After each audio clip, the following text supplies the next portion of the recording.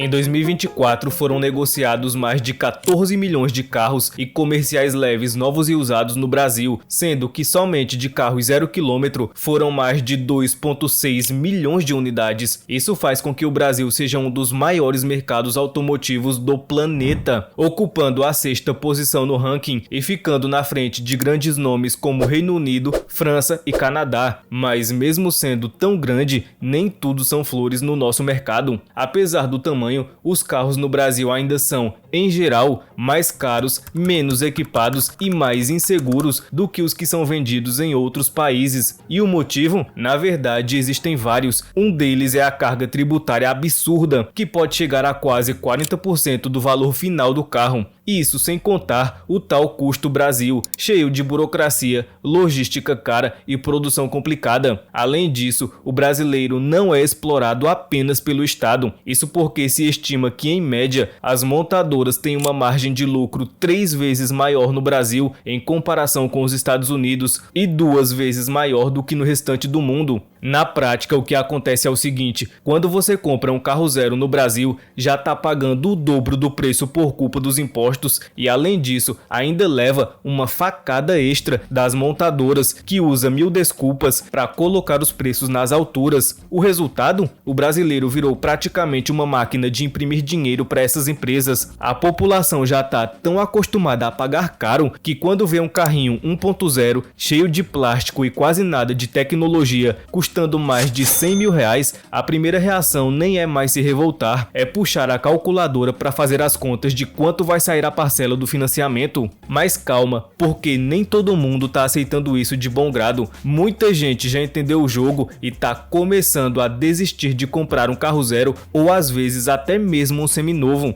Afinal, não faz o menor sentido pagar muito mais caro do que outros países para ter um produto pior. E com esse movimento crescendo, surgem também algumas perguntas importantes. Por que os carros brasileiros são tão ruins e tão caros? Como a gente chegou nesse ponto absurdo? E será que existe mesmo uma verdadeira máfia das montadoras no Brasil?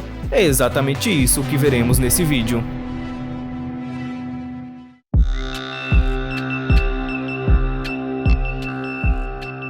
O Brasil tem um dos maiores mercados automotivos do mundo, com números impressionantes em termos de produção, vendas e frota de veículos. O país sempre aparece entre os maiores produtores e consumidores de carros, com milhões de unidades sendo fabricadas e vendidas todos os anos. Porém, apesar de todos esses números enormes, a realidade do mercado automotivo brasileiro é um pouco mais complicada do que parece à primeira vista, e os dados podem induzir o público ao erro. Embora o Brasil realmente tenha um mercado enorme, a qualidade dos carros produzidos por aqui nem sempre é comparável aos veículos de outros países. Isso acontece porque, por muitos anos, as montadoras têm priorizado modelos mais simples e menos tecnológicos para o mercado brasileiro. Muitos carros feitos no Brasil são versões mais básicas, com menos recursos de tecnologia e segurança, principalmente se comparados aos mesmos modelos oferecidos em mercados como Estados Unidos, Europa e Japão. Essa diferença faz com que o grande volume de produção não seja acompanhado por um nível de sofisticação e inovação similar ao de outros lugares. Um dos maiores exemplos é o Volkswagen Nivus, onde a versão brasileira é simplesmente ridícula em comparação com a vendida na Europa, e que por lá é chamada de Volkswagen Taigo. Além disso, o mercado automotivo brasileiro peca em termos de inovação e adaptação às novas tecnologias. Embora as montadoras façam ajustes pontuais para atender o mercado local, e isso nem sempre resulta em carros mais modernos e eficientes, enquanto em outros países os consumidores estão acostumados com veículos de última geração, com mais conectividade e recursos de segurança. Aqui no Brasil, muitos carros ainda ficam para trás em relação a essas inovações. Na real, o que mais se vê por aqui é carro 1.0 com um nível de segurança ridículo, com o interior todo de plástico e sendo vendido por mais de 100 mil reais. Outro ponto importante é o custo de produção, que no Brasil é bem mais alto do que em outros lugares. A carga tributária pesada, os impostos sobre veículos e o custo da mão de obra afetam diretamente o preço final do produto, deixando os modelos de melhor qualidade fora do alcance da maior parte da população. Por isso, a grande maioria dos brasileiros acaba comprando carros mais simples, enquanto os modelos mais sofisticados ou de luxo acabam ficando com preços tão altos que se tornam inacessíveis para grande parte da população. A preferência por carros populares é uma realidade no Brasil. A maioria das pessoas busca veículos mais baratos e acessíveis para atender suas necessidades diárias. Isso acaba fazendo com que o mercado seja simplesmente dominado por modelos mais simples, que embora cumpram bem o papel de transportar as pessoas do ponto A até o ponto B, ainda assim eles não têm o mesmo nível de conforto, segurança e tecnologia que os modelos disponíveis em outros países e que às vezes são vendidos até mais baratos do que aqui.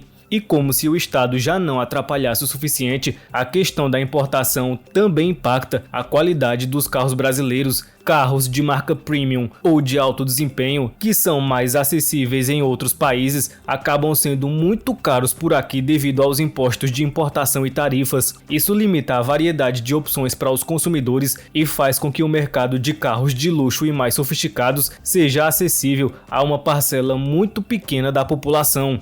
Mas não é só o Estado que está metendo a mão no bolso do brasileiro nessa história. Na verdade, por aqui não tem nenhum santo e as montadoras também já entenderam o jogo e estão sugando o máximo de dinheiro que conseguem do consumidor brasileiro. E agora a gente vai entender como elas fazem isso.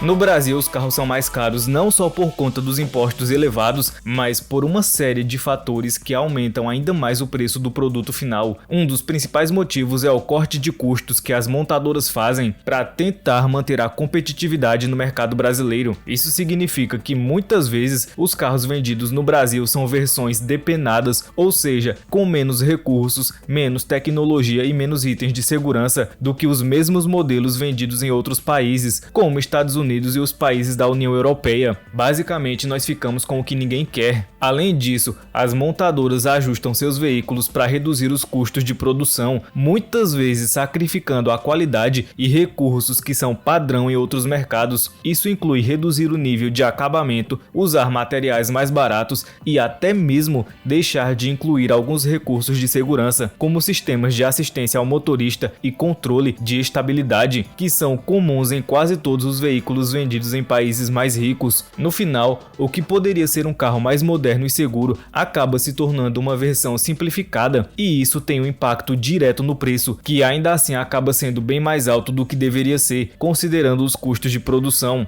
Só que mesmo cortando tantos custos, o preço ainda está nas alturas. Então, como nós temos carros tão ruins e que mesmo assim custam tão caro? E aqui nós chegamos em um dos pontos mais importantes, que é a margem de lucro das montadoras. No Brasil, as montadoras têm uma margem de lucro muito maior do que em mercados como Estados Unidos, Ásia e Europa. Esse fenômeno ocorre principalmente por conta da falta de concorrência mais acirrada e do poder de compra mais limitado da população brasileira. Como existe uma demanda alta por carros novos e ao mesmo tempo uma oferta menor de modelos modernos e sofisticados, as montadoras conseguem cobrar preços mais altos sem sofrer grandes pressões para baixar os valores. No Brasil, essa combinação de alta demanda e oferta restrita acaba permitindo que as montadoras mantenham preços mais elevados, aumentando suas margens de lucro. Isso fica ainda mais claro quando comparamos o Brasil com outros mercados mais maduros. Nesses lugares, as margens de lucro são bem mais apertadas devido à concorrência e à exigência do consumidor por carros mais equipados. Os consumidores nesses países têm acesso a veículos com muito mais recursos de segurança, conectividade e eficiência, e ainda assim os preços não são tão exorbitantes quanto por aqui. Enquanto isso, no Brasil, o preço dos carros é inflacionado em grande parte pela estratégia das montadoras de lucrar mais em um mercado onde a concorrência não consegue pressionar tanto os preços. Dessa forma, quando falamos do alto preço dos carros no Brasil, não é somente a carga tributária que está em jogo. Parece mais que todo mundo está chupando o sangue do brasileiro. O corte de custos das montadoras montadoras, a venda de versões depenadas e a estratégia de manter uma margem de lucro maior fazem com que o preço final dos carros seja muito mais alto do que seria em mercados mais competitivos. A diferença entre o Brasil e outros mercados fica bem visível quando analisamos as margens de lucro em si, que são consideravelmente mais altas por aqui, beneficiando principalmente as montadoras em detrimento do consumidor. Mas será que existe alguma saída para se blindar ou pelo menos amenizar esses efeitos na hora de comprar ou trocar de carro? É isso que veremos agora.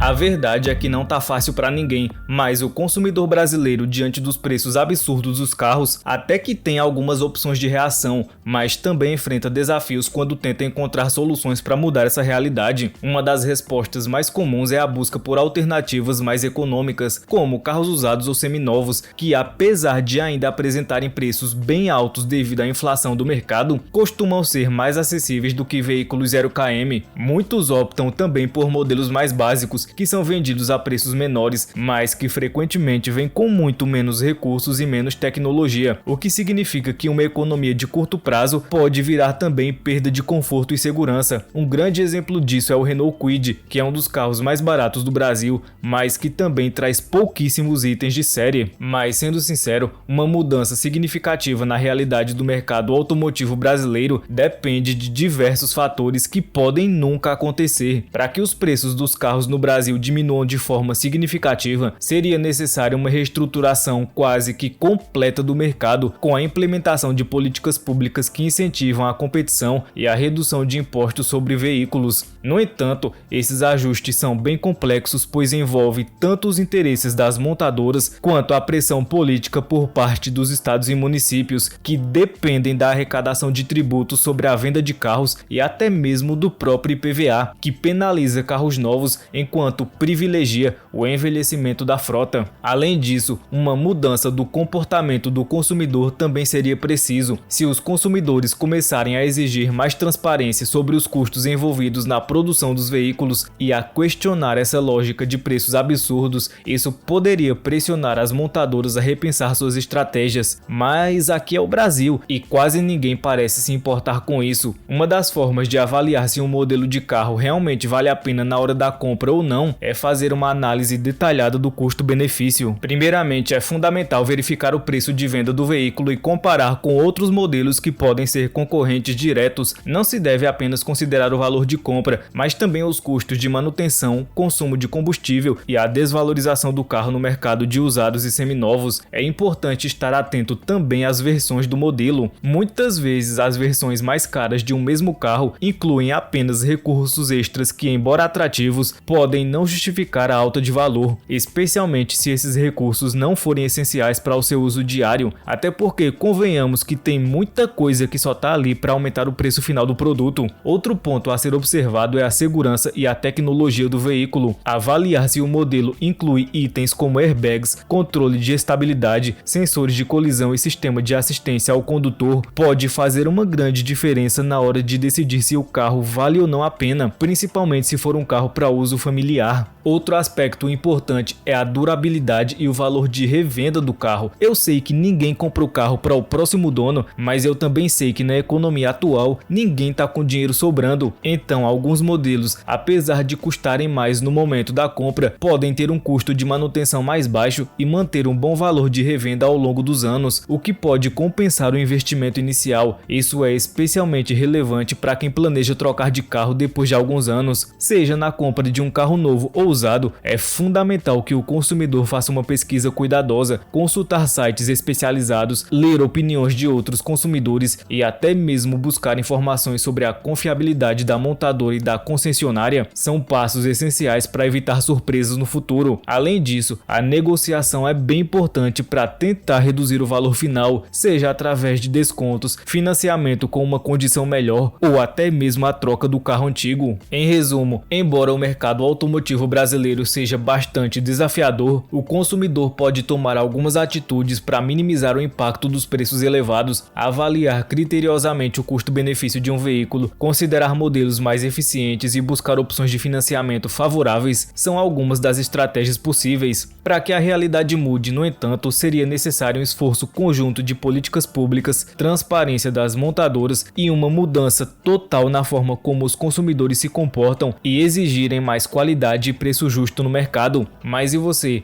Tá pensando em comprar ou trocar de carro? Ou já desistiu quando viu os preços? Comenta aqui embaixo que eu leio todos os comentários e quero saber sua opinião. Deixe o seu like no vídeo e se inscreva no canal. Muito obrigado para quem ficou até aqui e te vejo no próximo vídeo.